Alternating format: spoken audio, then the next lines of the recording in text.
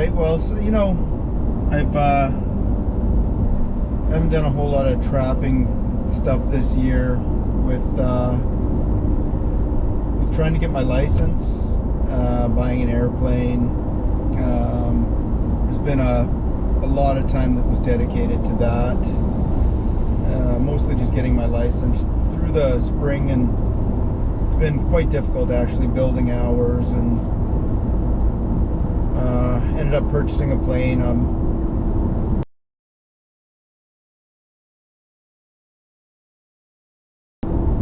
Over in Sechelt, storing it there for the last 6 months, and then finally deciding it's time to go over and tune it up and get it ready to fly back. I'm going to put it in a little town called Penticton for a year or so, and while it's on floats, and possibly put out some big wheels on it for the trap line. And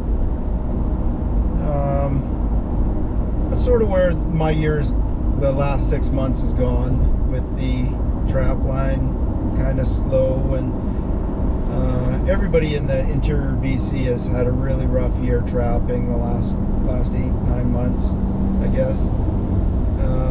We've gotten a lot of rain lately, thank goodness. We're getting back on schedule here, but it was a good year for me actually to just take a bit of time. I still trapped, of course, and I still had a hell of a lot of fun. Just didn't spend as much time on the trap line, or didn't get as serious about it this year because I was taking my private pilot license and dealing with this plane, and it's all part of the big picture. Put in a cabin and have a plane to fly around a couple of different lakes and trap that way. And so I'm really looking forward to doing that. But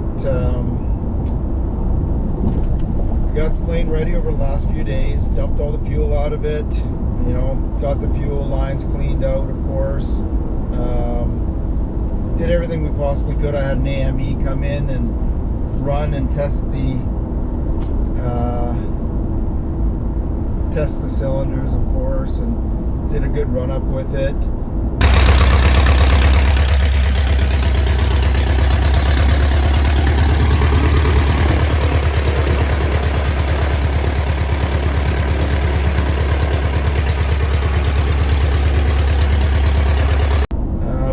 Dropped it in the water yesterday, which is quite a production, but got it in the water finally. First time it'd been in the water for a while, and we had dumped all the old fuel out of it, probably 17 or 18 gallons of fuel, which some of it looked pretty rough, so I'm glad we dumped it, and filled it full of brand new avgas. Went up to the airport in Sechelt there, and grabbed 8 jerry cans, I guess, of avgas, and filled that thing right to the top, and took it for 2 spins yesterday, and show you some videos of that. Nothing like watching your baby leave the nest for the first time.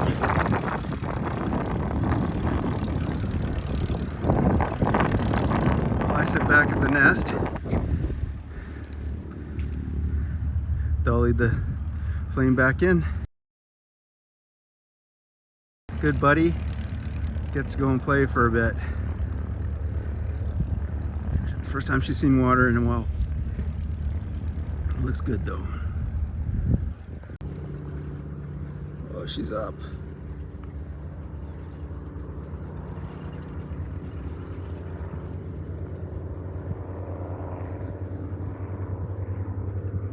See a Harbor airplane behind it. Harbor Air Beaver behind it. Come on, you guys.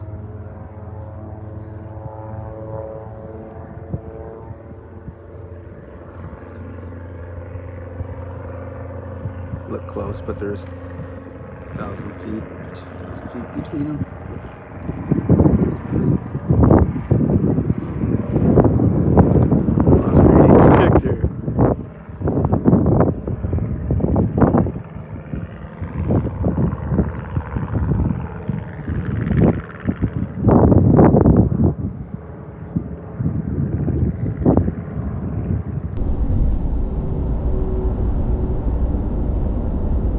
And because the weather between Sechelt and where the planes can be parked in Penticton wasn't real good. There's high winds, gusty winds up over 22 or 25 last night, yesterday. We decided that the ferry pilot, good friend of mine, real good friend of mine, would spend another night in Sechelt, and we'd just go for dinner and take it easy, not push things. Weather was supposed to be better today, and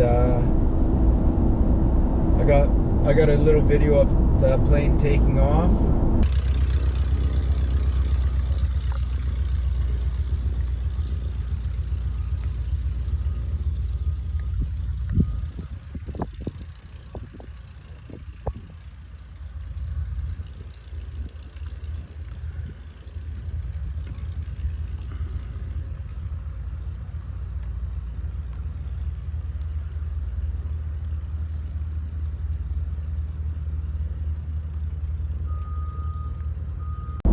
This morning, or at least got him off turned around at the dock and pushed him off, and he got fired up doing his run up. I watched him take off, get up to at least 2,500 feet. Had to turn around. He was heading westbound. I jumped in the truck, and I've got about a 6-hour drive to get home type thing. He had a 2-hour drive, or 2-hour flight to get to Penticton, and he was sending me text messages along the way saying, you know, I'm at south end of Pitt Lake, 4,500 feet or whatever it was. I'm not sure exactly what they said at this moment, but and then they'd send me one, I'm at going through Hope at an elevation, and going past, gonna do the YVR, sorry, the VHF flight path to get to Penticton, and VHF. Anyway, he's going the visual route to Penticton, and then he sent, the last message was that he was over Manning, coming into Manning Park, and his elevation at that point. And the next message I got was, "This is not a joke. I am sending you this message from my spot.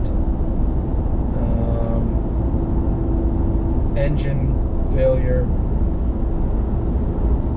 I can't remember exactly what it said. Engine failure. I made a little lake that wasn't long enough. Put it in the trees. I'm okay. Plane's fucked. So, of course, I went into immediate action and phoned FSS, Flight Services in Kamloops, and I knew we had a flight plan that was on the books, and let them know that the plane had gone down. I haven't seen it, any pictures of it or anything yet, but I have talked to the ferry pilot, and thank goodness he's okay. I'm going to pick him up right now. 2 or 3 hours before I get him. I feel sick to my stomach.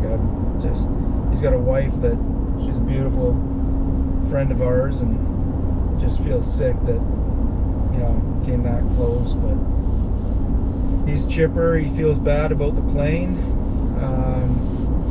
I've kind of been explained what happened. He feels that he might have overshot a little bit on the one chance he had for a landing, and he's a very, very, very competent pilot with great skill. I've flown with him many, many times. I've never flown with anyone I felt more confident with, and I know for a fact that he did not overshoot, that the lake just wasn't big enough. I'm looking at the lake on my Gaia maps here,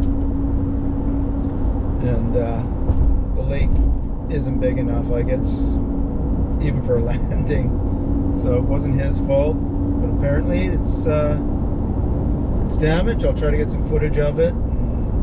I don't give a shit about hits or how many times people like a video. I'm just trying to document this journey I'm taking on getting my pilot's license and building the trap line the way I want it. So continue on some video of that, hopefully. Ooh.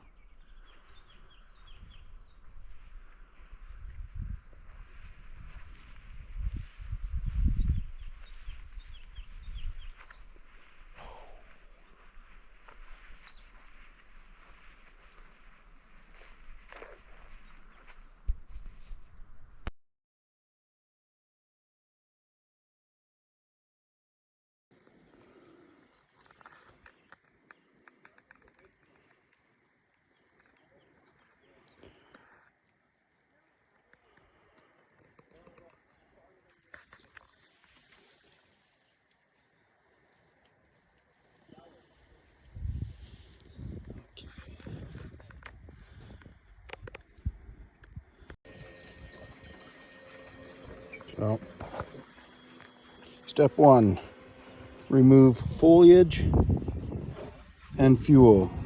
Both upper tanks have been emptied. Now we're just emptying the main tank here.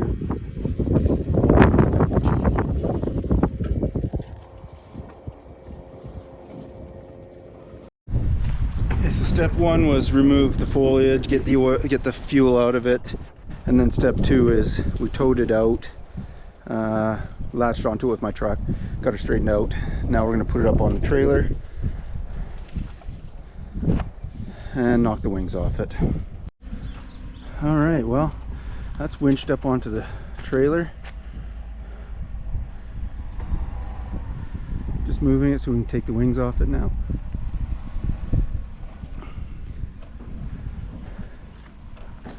It came off in one piece, damage 0.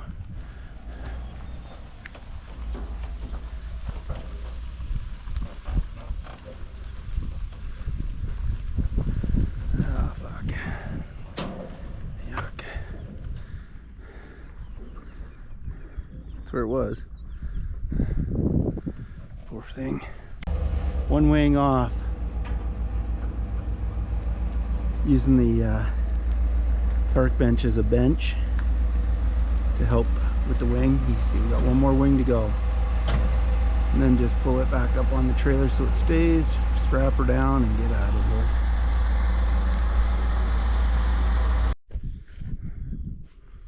Yep. So wings off, struts, wings on another trailer here. Now operation, get it up on the trailer. Good. Well, that's all loaded up. We got 2 trailers. Hope she's allowed to lake. Maybe I should have. They're fishing. I wouldn't worry about it too much. No, I'm worried about it. Park right here. Okay, so no extra damage done to it. I'm taking it apart, getting it on trailers. Wings on one trailer, fuselage, floats.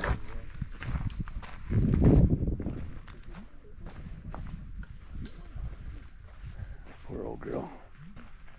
Oh well. Goodbye, Oscar Yankee Victor.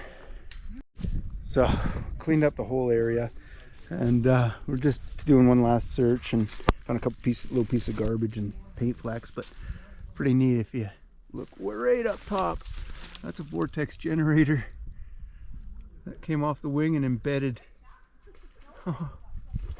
into the tree. I'm gonna leave it there actually. It's kind of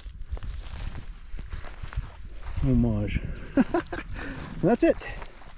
2 trucks, 2 trailers, and we're gone. Could have been a lot uglier places. This is nice.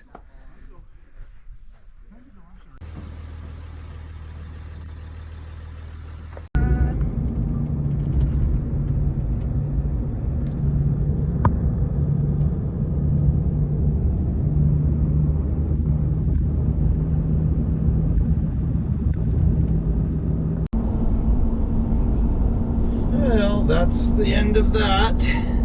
You know, I learned quite a bit over the last few days, so you know, there's absolutely nothing that could have been done there. I got to see the actual lake. I got to hear the story firsthand from the pilot, and I commend him on his ability to put it down and take some of the speed off in that puddle he put it in. That lake, when he had the main engine failure, he had one shot at it. There's a bigger lake about 4 miles, I guess, southwest from where he put it in, and he would not have made that. No chance. The price of putting it in the one he put it into is he had one shot at it, and you know, he was coming in fast no matter what. Just there wasn't enough elevation, enough altitude. There wasn't enough speed and altitude to go around. There was a bit of a wind that he had to land into. Unfortunately, that meant that he had to land heavy or land fast. and you know, best possible outcome if you're gonna crash a plane and you're gonna put it in the trees. He bounced it off the water twice, got some rudder action, and steered it to where he thought was probably the best possible spot. And I gotta pat him on the back. You know, I don't give two shits about the plane. Obviously I'd like to have that plane. It's my little pride and joy, but I'm just so happy he didn't die or gonna walk with a limp for the rest of his life or anything like that. So best possible outcome. There was a 4-inch alder tree that came right through the passenger side up through the floor that would have ripped somebody's leg wide open if I don't think anyone would have survived that from the passenger side, and thank goodness that's where it went, because the pilot walked away. And just best case scenario, if there's going to be a crash, that's it, best case. So anyway, not much more I can ask for out of that, and I'll wrap this up. Hope everyone's doing well out there, and I got a couple of probably trapping short videos I'm going to put up at the same time as well, one with the bobcat being stolen, and we'll see where it goes. Take care, everybody.